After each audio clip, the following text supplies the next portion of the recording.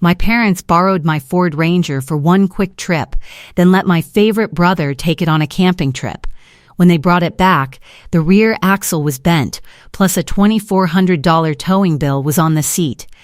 Dad shoved it at me. "Pay it, you worthless loser. Let the cops take you away." I handed it back, took my keys, and walked out. By 6:12 a.m., Dad was pounding on my front door. The towing bill was folded in thirds on the passenger seat, tucked under a crushed energy drink can that was not mine. I smelled it before I saw the damage, burnt rubber and something chemical, sweet and wrong, rising from the wheel well. The rear quarter panel had a crease the size of a dinner plate. I crouched behind the bumper and looked at the axle. It was bent, not cracked, not scratched. Bent. The kind of bend that happens when someone loads 1,500 pounds into a bed rated for 1,000 and drives it down a gravel road without slowing down. I stood up and wiped my hands on my scrubs. I was still in my work clothes because Charlene had called me at 4:47 and said the truck was back. "Your father brought it home," she said. That was all. No explanation for the 2 extra days. No mention of what I was looking at now. The Ford Ranger was mine, paid off, title in my name, registration in my name, insurance in my name. I bought it at 22 with money I saved working front desk at a dental office before I got my certification. 6 years of oil changes every 5,000 miles, new brake pads every 18 months, receipts in a folder in the glove box. Original bill of sale in my filing cabinet at home. I opened the center console. The bandana was still there, folded twice, the gear oil stained dark against the faded blue cotton. I pressed my thumb into the fabric and left it where it was. The bed of the truck was worse than the axle. Mud had dried in the wheel wells and along the tailgate rails. There were scratch marks across the bedliner from something heavy being dragged in and out, and a dent near the left side rail where a corner of something square had hit hard enough to chip the paint down to bare metal. The tailgate latch was stiff when I pulled it. Inside, I found a bungee cord I had never owned, a receipt from a gas station 40 miles north of town, and a granola bar wrapper wedged into the tie-down cleat. This was not a truck that had been borrowed for one quick trip. This was a truck that had been used hard by someone who did not own it and did not care how it came back. I picked up the towing bill, $2,400. I carried it inside. Murray was at the kitchen table with a glass of water and the auto parts catalog he brought home from work every week. Charlene stood near the stove, arms crossed, dish towel over her shoulder. Dale was not there. He had already left. I set the towing bill on the table. Murray looked at it, then looked at me. "Pay it," he said. I waited. "You owe me that much for every year I kept a roof over your head while you figured out what to do with your life. You clean teeth for $42,000 a year, Blair. You live in a 1-bedroom apartment with a window air conditioner and a truck you treat like a newborn. Your brother needed it for one weekend. One weekend. And you are standing in my kitchen acting like someone keyed a Mercedes.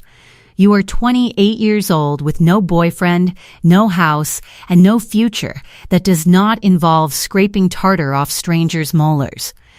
Pay the tow bill, stop whining, and be grateful somebody in this family still borrows anything from you at all."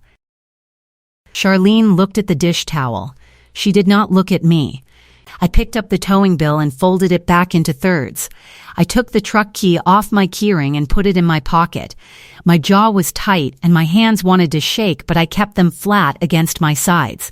I walked out the kitchen door, got into my own car, which I had driven over to pick up the truck, and I drove home. The truck stayed in their driveway, for now. If you are new here, make sure to subscribe to Family Secret Tales and hit that notification bell so you do not miss a single story. I drove home in the dark with the towing bill on the passenger seat and Murray's voice repeating behind my eyes, scraping tartar off strangers' molars. No boyfriend, no house, no future. Be grateful somebody still borrows anything from you. He said that to me. In front of my mother. And my mother looked at a dish towel. I pulled into my parking spot at 6:20 p.m. and sat in the car for a few minutes with my hands on the steering wheel. I was not driving anywhere. I was doing math. 3 years of math that I had let slide because it felt easier to keep paying than to start a fight. The insurance. $180 a month. I was the policyholder. My name. My clean driving record. My credit. 4 vehicles on the plan. My Ranger, Murray's Silverado, Charlene's Civic, and Dale's Corolla. 36 months. $6,480. Every month, the automatic withdrawal showed up in my bank app with the label Auto Ins Group, and I let it run because Charlene asked me to add them when Dale got his license, and nobody else could get a rate under $300 because Murray had 2 claims on his record. One at fault from 2019. Dale's phone. $85 a month for 24 months, $2,040. He was on my plan because he told me his credit was too low for his own account. I believed him. I kept paying because every time I brought it up, Charlene would say, "He is trying, Blair, give him time." The property taxes. In April, Murray called me and said the county bill was due and he was short. I sent him $3,500 through Venmo. The label said prop tax. I did not ask questions because he was my father and he said he needed it. $12,020. 3 years. That is what I had given this family on top of my $780 rent, my certification renewal, my student loan payments, and my groceries. I made $42,000 a year. After taxes, that was roughly $2,800 a month take home. The family charges alone ate $265 a month, which was nearly 10% of my income going to people who never once asked if I could afford it. And it was not just the money, it was the favors. It was driving Charlene to the eye doctor when Murray was working. It was picking up Dale's laundry when he left it at the house. It was lending the truck, which I said yes to 4 times before this, and every time it came back with the seat moved and the mirrors angled wrong and less gas than I left in it. I kept saying yes, because saying no in this family meant becoming the problem, and I had spent 28 years making sure I was never the problem. The man who took all of it looked at me across his kitchen table and called me worthless. I went upstairs. I changed out of my scrubs. I sat on the floor in my kitchen with my back against the cabinets, and I called Nita. Nita picked up on the second ring. She could hear it in my voice before I said anything. "I am coming over," she said. She lived 11 minutes away. She was at my door in 9. We sat on the kitchen floor together. I showed her the bank app, the recurring charges, the Venmo history. She scrolled through 3 years of transfers without saying a word. Then I showed her the towing bill. She read the $2,400 figure, turned the paper over like she was looking for a punchline on the back, and set it on the floor between us. I told her what Murray said, all of it, the tartar, the window air conditioner, the no boyfriend, the be grateful. Nita set her phone down on the floor and stared at the wall behind me for a few seconds. Then she looked at me. "Say that last part again. Be grateful somebody in this family still borrows anything from you." He said that, those words, in front of Charlene, while I was holding the bill for a truck I own. Nita picked up the towing bill and read it again, slowly, like she was making sure the number had not changed. She set it down and folded her hands over her knees. "You paid their insurance for 3 years, and he called you worthless. The worthless people in that house are the ones who needed your check every month and never learned the word for it." She tapped the towing bill with one finger. "File the report." "On my own, brother? On the person who broke your property. That is what a police report is for. It is not a family decision. It is a property decision. And this is your property." I almost paid the towing bill. My hand had been on my phone in the truck before I walked inside, pulling up my bank app, ready to transfer the $2,400 and be done with it. When I reached past the console, my fingers brushed the bandana. My grandfather's voice, "You take care of what is yours, and you do not let anyone else break it." I pulled my hand back and put the phone in my pocket. My grandfather gave me that bandana at a gas station off Route 9 when I was 16. He was teaching me how to check the oil on a used Civic I was learning to drive. He pulled it from his back pocket, handed it to me, and said those words. He died 2 years later. The bandana went from the Civic to the Ranger the day I drove it off the lot. It had been in the center console for 6 years. Nobody in my family had ever asked what it was or why I kept it there.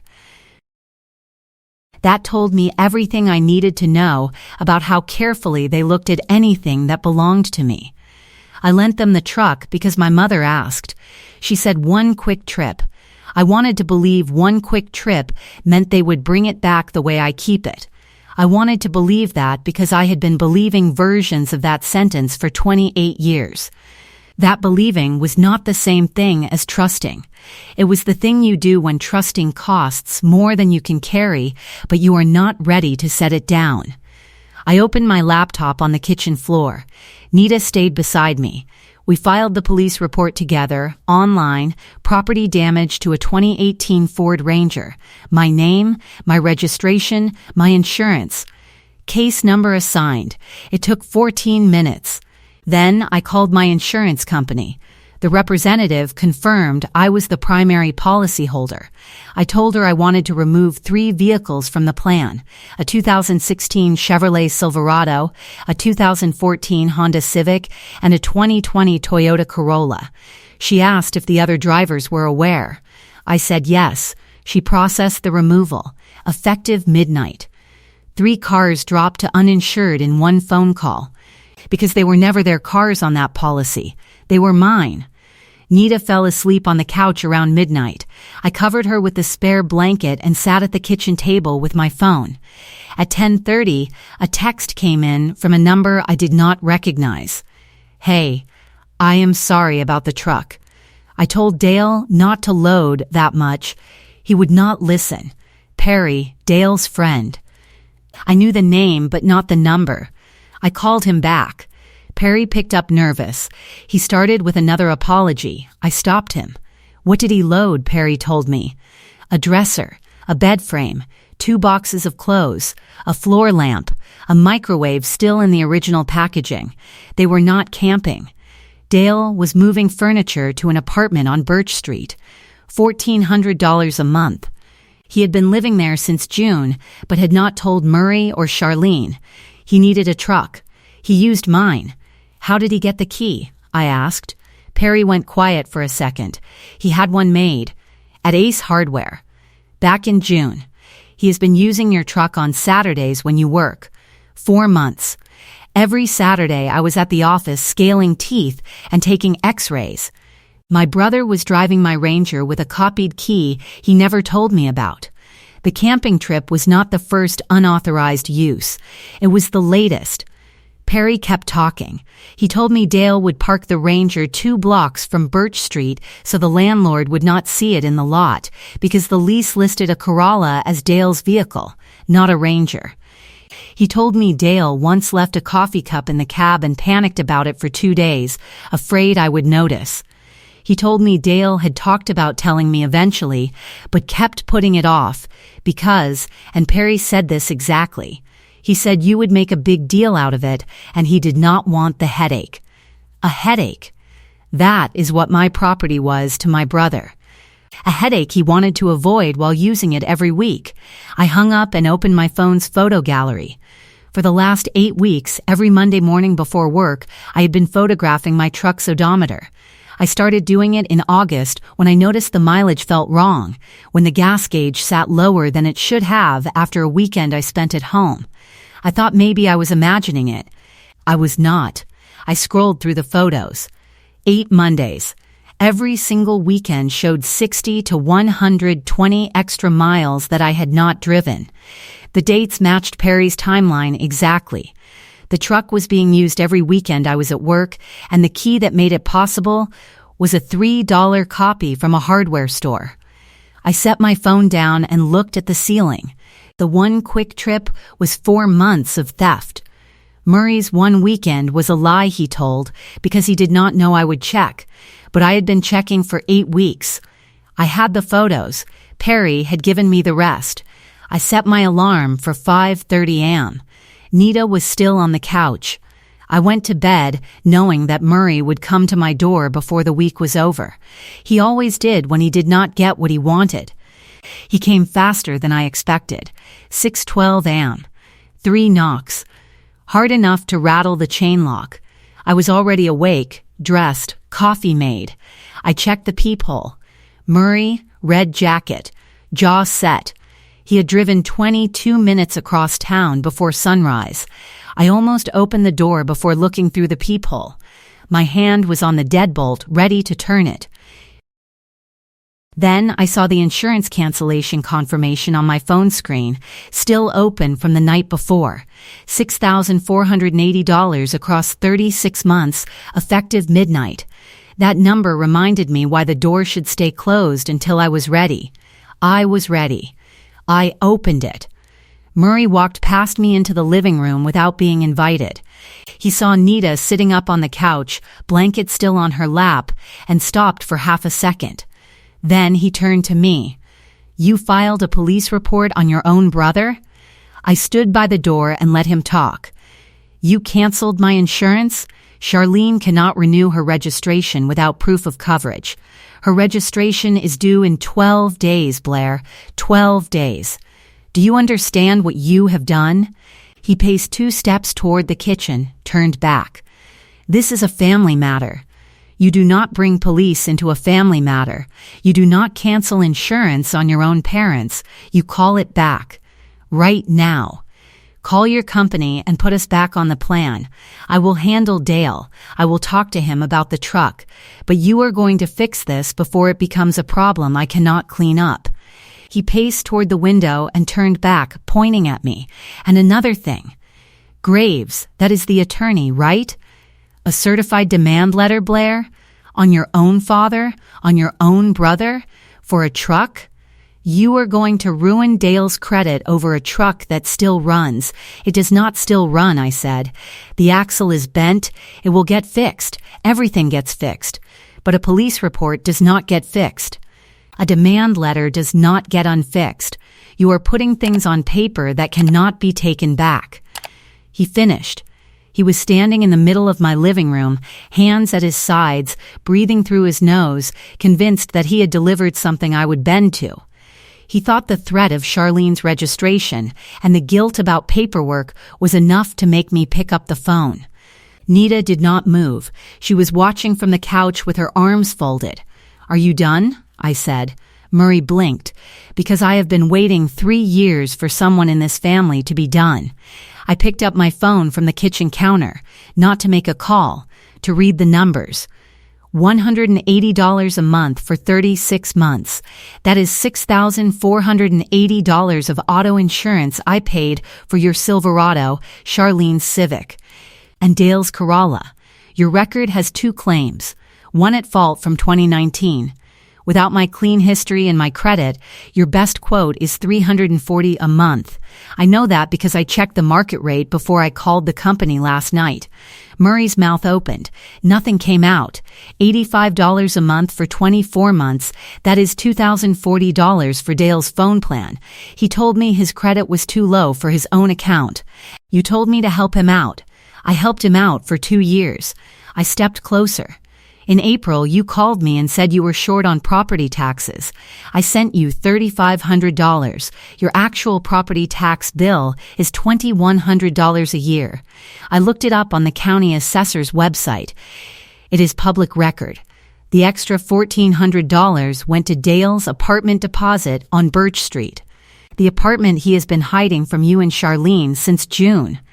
Except you already knew about the apartment. You knew because you signed the insurance claim. Murray's weight shifted. He took half a step back and his heel caught the edge of the rug. He stopped himself, but his balance was wrong. That is not... He started. I am not finished. I pulled up a screen on my phone and turned it toward him. 3 months ago, my insurance rate went up. I assumed it was routine. It was not. A claim was filed on my policy. Parking lot scrape. Dale zip code. Your name on the authorization form, Murray, your signature. You authorized a claim on my insurance for damage Dale did to my truck 3 months before the camping trip that broke the axle. You knew he was using it. You knew he had a copied key. You signed the form and you let me keep paying the premium while your son drove my truck every Saturday. The claim form was on the screen. His name, his signature, the date, the zip code that matched Birch Street. Murray's jaw shifted left. A muscle jumped once under his ear. His teeth pressed together and stayed. Both hands dropped to his sides, fingers slack.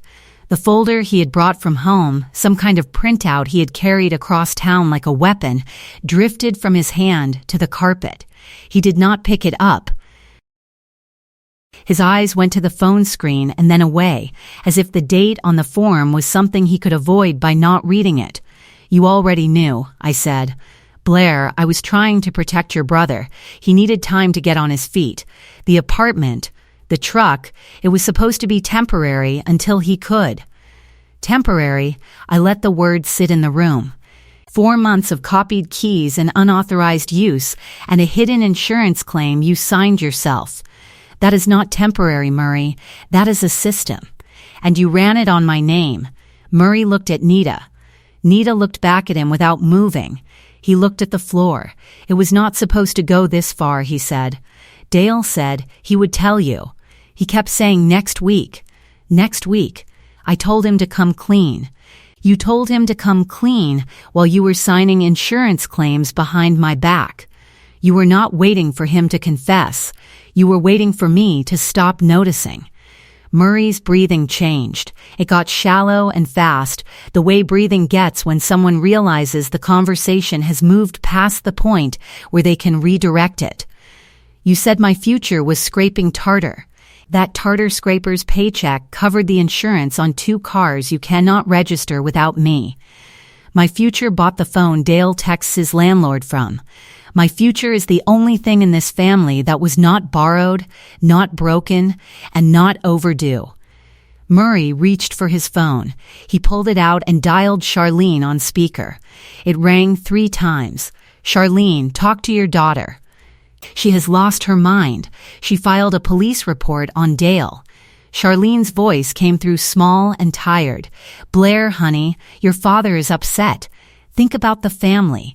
Think about what this does to your brother's record. I did not answer Charlene. I looked at Murray. You charged me nothing for the truck because I already paid. $6,480 in insurance, $2,040 for Dale's phone, $3,500 for your property taxes, except $1,400 of that went to Dale's deposit. That is $12,020 in 3 years. That is not family, Murray. That is a billing cycle. And this is the last invoice. Murray's phone was still on speaker. Charlene had gone quiet. You called me worthless. The worthless daughter paid your insurance, fed your son's phone, and kept your house standing. You never once said thank you. Murray's eyes moved to the phone screen I was still holding. The insurance claim, his signature, the timestamp. He looked away before the date loaded fully on the screen. I put my phone down. This is the last time you knock on this door. The last time you call me for money. The last time Dale uses anything with my name on it. The insurance is canceled. The phone is canceled. The property tax check is canceled. You want those things back? You pay for them yourself. Starting today. Murray stood in my living room for another 4 seconds. His eyes went to Nita on the couch. Nita met his look and did not blink. He bent down and picked up the printout he had dropped. He walked to the door. He opened it himself. He pulled it shut behind him. The latch clicked. Nita and I sat in the quiet for a full minute. Then she pulled the blanket off her lap and said, I am making coffee. She walked to the kitchen. I heard the faucet run. I sat on the arm of the couch and looked at the door Murray had closed behind him, and I breathed for the first time in 3 years without owing anyone for the air. If you are enjoying this story, hit subscribe and share this with someone who needs to hear it. Family Secret Tales brings you a new story every week. I called Attorney Graves that afternoon. He was a civil and property attorney Nita's cousin had used for a landlord dispute 2 years earlier. 48 years old, small office on Delaware Avenue, no receptionist, answered his own phone. I told him everything. He asked me to email the police report, the towing bill, the insurance cancellation confirmation, the claims history, the odometer photos, and the bank records showing every payment I had made. I also called my phone carrier that same afternoon and canceled Dale's line. He had been on my plan as an add-on for 2 years, $85 a month. The representative said the number would be deactivated within 24 hours. I confirmed. It was done by Thursday morning. On Wednesday, day 4, I took the truck to Ruben's Auto Body on Clearfield Avenue. Ruben was a body shop owner Nita's coworker had recommended. He crawled under the Ranger for 10 minutes, came out with grease on his forearms, and wrote the estimate on a carbon copy form. $4,800, bent rear axle, alignment shot, bed floor warped from overloading. He looked at the damage pattern and said, "Somebody put a bedroom set in this truck." I told him he was exactly right. I also called the insurance company that same day and requested my full claims history going back 12 months. The PDF arrived by email the next morning. That is when I saw it clearly. The parking lot claim, filed 3 months earlier. A scrape in a zip code that matched Dale's apartment, not our family's neighborhood. Murray's name on the authorization line. His signature. I printed it and put it in a folder. That folder sat on my kitchen table until 6:12 and the next day. I almost did not file the police report. My laptop was open on the kitchen floor and the form was half completed and my fingers stopped on the keyboard. Filing a report on your own brother is not something you do without feeling it press against your ribs. But Nita was sitting next to me and she said, 3 years of insurance and he called you worthless. File it. So I filed it. I also called a locksmith. The Ranger's ignition key was a non-chipped blank, which is why Dale had been able to copy it at a hardware store for $3. I had the ignition lock cylinder replaced, $180. New key, new cylinder, no copies. 1 key on 1 ring. On Friday, day 6, Graves sent the certified demand letter, joint and several liability addressed to Murray and Dale. $2,400 for the towing, $4,800 for the rear axle replacement, alignment, and bed repair based on Ruben's estimate, $7,200 total. 30-day window. The letter was 4 pages. It laid out the unauthorized use, the copied key, the overloaded bed, the hidden insurance claim, and the property damage. It arrived by certified mail with a signature requirement. The same day Graves sent the letter, I also sent a text to Perry. 2 sentences. Thank you for telling me the truth. You did not have to, and I will not forget that. Perry replied with 1 word, deserved.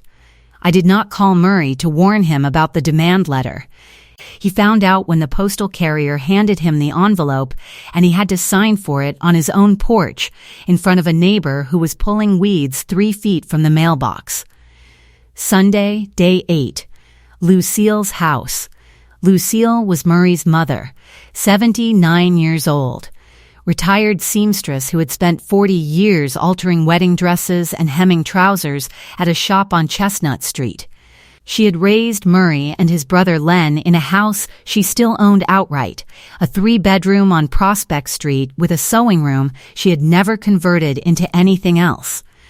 She cooked Sunday lunch every other week, and Murray and Charlene came every time because the food was good and the guilt of not showing up was worse.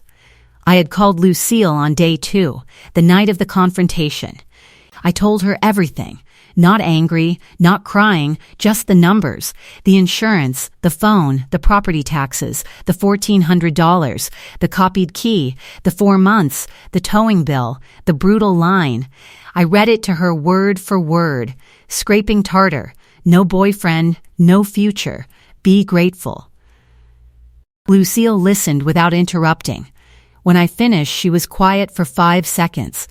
Then she said, "Come for Sunday lunch. I will handle it." I did not go. But Lucille did what she said she would do. Murray and Charlene arrived at noon. Uncle Len was already there, sitting at the kitchen table with a cup of coffee and a newspaper he was not reading. Lucille had set the table for 4. She let them sit down. She served the pot roast and the green beans and the rolls she made from scratch. She let Murray eat half his plate. Then she set a printed copy of the text I had sent her on the table next to the salt shaker, and she read the numbers out loud. 6,480, 2,040, 3,100, 1,400. She looked at Murray. Where did the $1,400 go? Murray put his fork down. He looked at the printout. He looked at Len. Len was looking at his coffee. It went to Dale's apartment, Lucille said. Your daughter told me. She sent you the money for property taxes, and you used $1,400 of it for a deposit on an apartment your son is hiding from you. Except he is not hiding it from you. Is he, Murray? Because you signed the insurance claim from that zip code 3 months ago. Murray started to speak. His hand went to the printout as if he could slide it off the table and make it disappear. Lucille put her palm flat on the paper, pinning it. I am not asking you to explain. I am telling you what happened. You called that girl worthless in front of her mother. She paid for your truck to be legal for 3 years. She paid for Dale's phone for 2 years. She gave you money for taxes and you skimmed it. Get out of my kitchen until you have an apology that is not about what she owes you. Uncle Len did not speak. He folded his newspaper and set it on the chair beside him and kept his eyes on the table. Charlene stared at her plate. Murray pushed his chair back. The legs scraped the linoleum. He stood up. He walked out of Lucille's kitchen and got into his Silverado and drove home. Charlene stayed for another 10 minutes. She did not eat. She did not defend Murray. She folded her napkin twice and put it on her plate and said, I did not know about the $1,400. Lucille looked at her across the table and said, You knew about the insurance. You knew about the phone. You knew about the towing bill. You were standing in that kitchen when he said it, and you looked at a dish towel. Charlene left without answering. She walked to the front door slowly, like the air in Lucille's house had gotten heavier since she sat down. Her Civic was still in the driveway because she had not renewed the registration yet. It sat there with an expired sticker, useless, a car she could not legally drive because the woman her husband called worthless had been the only reason it was insured in the first place. Murray had to come back and drive her home. He did not come inside Lucille's house. He pulled up in the Silverado and sat in the street with the engine running. Charlene got in. They drove home without speaking. Lucille watched them from the kitchen window. She dried a plate with a towel and set it in the rack and called me that evening. He left, Lucille said. He did not argue. He did not apologize. He just left. That tells you everything you need to know about whether he thinks he was wrong or whether he just thinks he got caught. By day 10, the fallout was settling into Murray's kitchen the way water finds the lowest point in a room. The insurance cancellation letter arrived that Monday. 3 vehicles, no coverage, effective midnight the previous Tuesday. Murray sat at the kitchen table with his laptop open and typed his information into 4 different insurance comparison websites. The cheapest quote he got was $340 a month. With my clean record and my credit, the family had been paying nothing because I covered it.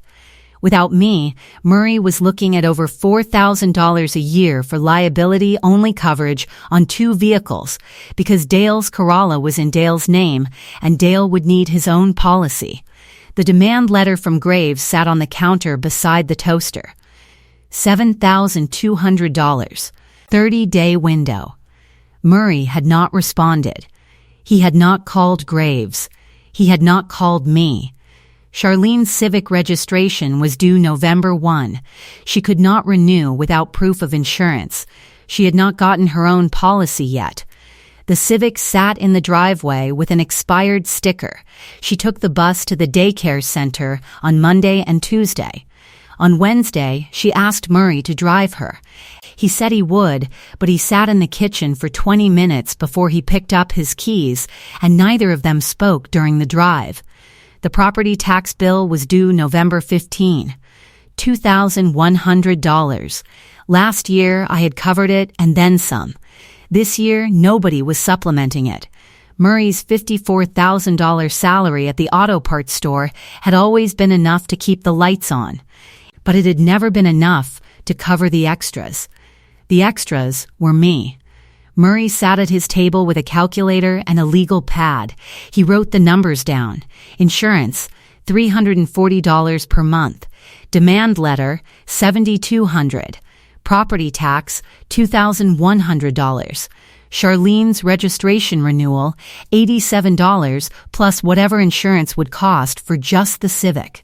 Dale's phone, which Dale would now have to get on his own plan with whatever credit he had at $25,000 and $32,000 a year at the tire shop. Murray earned $54,000 a year.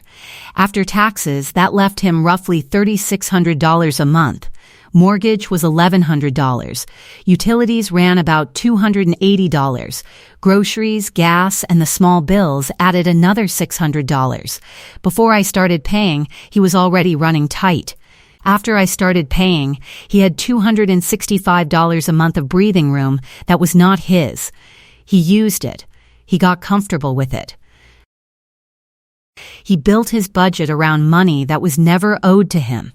And now that money was gone, and the budget did not balance anymore, and no amount of calculator work at his kitchen table was going to make $3,600 cover what $3,865 had been covering for 3 years. He had been running this house on my money. He had not built anything underneath it. When I stopped paying, the floor was not there. Dale sat in his apartment on Birch Street on day 17. The kitchen table was small, pressed against the wall next to the microwave. His phone was in front of him. The phone that still worked because he had managed to get a prepaid plan at a convenience store the week after I canceled his line, but the number was different and half his contacts did not have it. He opened a new text to my number. He typed, "Blair, I know I should have asked before." He looked at it for 10 seconds, deleted it. He typed, "I did not think the axle would." Deleted it. He typed, "Can we?" Deleted it. He typed, "I am sorry for." Stared at the screen for 40 seconds. The cursor blinked after the word "for" and he could not finish the sentence because every ending he tried made it worse. He set the phone face down on the table. The copied keys sat on the counter by the microwave. The hardware store blanks that started all of this. He did not look at them. The keys did not fit anything anymore. I had changed the lock cylinder. The original key, the copied key, and every future copy were all useless now. They were just metal on a counter in a $1.400 apartment that his father had helped fund with money stolen from his sister's Venmo transfer. Dale did not send anything. He sat at the table in an apartment furnished with items he moved in a truck he did not own, wearing a tire shop polo that paid him $32,000 a year, in a neighborhood where nobody knew his sister's name or what she had done for him. The demand letter had his name on it too. $7,200 jointly with Murray. He had $940 in his checking account. He did not have a lawyer. He did not have a plan. He had a prepaid phone, a set of useless keys, and an unsent apology he could not find the end of. On day 20, a Friday morning, Reuben called, "Truck is ready." "Looks good." I drove to the body shop on Clearfield Avenue. The Ranger was in the pickup lot, first row facing the street. New rear axle. Alignment corrected. Bed floor leveled. The crease in the quarter panel was gone. I walked around it once, checking the same way my grandfather taught me to check, starting at the front left and moving clockwise. Everything was where it should be. I opened the driver door and sat down. The seat was adjusted exactly the way I had left it. Reuben had not moved it. I reached for the center console and opened it. The bandana was there, folded twice. Gear oil stain on the left corner, faded blue cotton that smelled like motor oil and dust in a gas station off Route 9, where a man who loved me taught me how to take care of what was mine. I picked it up, held it for a moment, put it back, and closed the console. In Murray's kitchen, the insurance quotes glowed on the laptop screen. $340 a month he could not absorb. The demand letter sat on the counter, unanswered. Lucille's kitchen was closed to him until further notice. 3 vehicles sat in the driveway with no coverage and nowhere to go. Charlene's registration had expired 2 days earlier. The property tax bill was due in 10 days. The phone Murray used to call Charlene from my living room at 6:12 a.m. was the same phone that could not reach me anymore, because I had blocked his number on day 3 and never unblocked it. In my truck, there was one name on the registration, one name on the insurance, one key on one ring, and the lock cylinder was new. Everything in the console was exactly where I left it. Nita's text from that morning sat on my phone. Lunch Saturday? I had already said yes. I turned the key. The engine caught on the first try, clean and steady and mine. I pulled out of the lot and turned left on Clearfield toward the main road. The morning sun hit the windshield, and I adjusted the visor the way I always adjusted it. 2 clicks down, angled left. The steering was tight. The ride was smooth. The truck drove the way it drove when only one person was taking care of it. Nobody in that truck owed anyone anything. Nobody in that truck was waiting for a phone call or a text or a tow bill or an apology that would never come with the right words attached.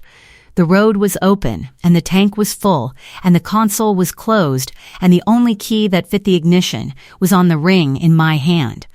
If this story moved you, subscribe to Family Secret Tales and turn on notifications. We bring you a new story every day. Drop a comment and tell us what you would have done.